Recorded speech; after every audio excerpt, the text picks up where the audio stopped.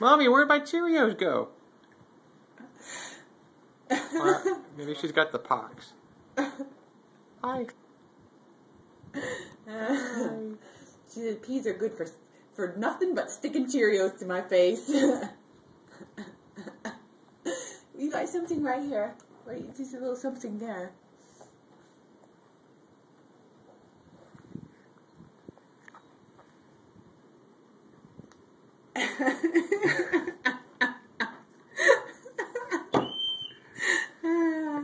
Can you get the chicken pox at this early age?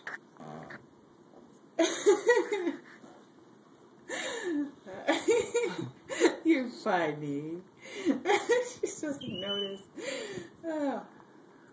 Well, she's got a lot of Cheerios to play with.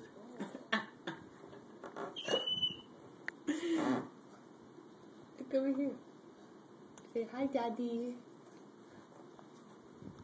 Rudolph the green-nosed Zoe.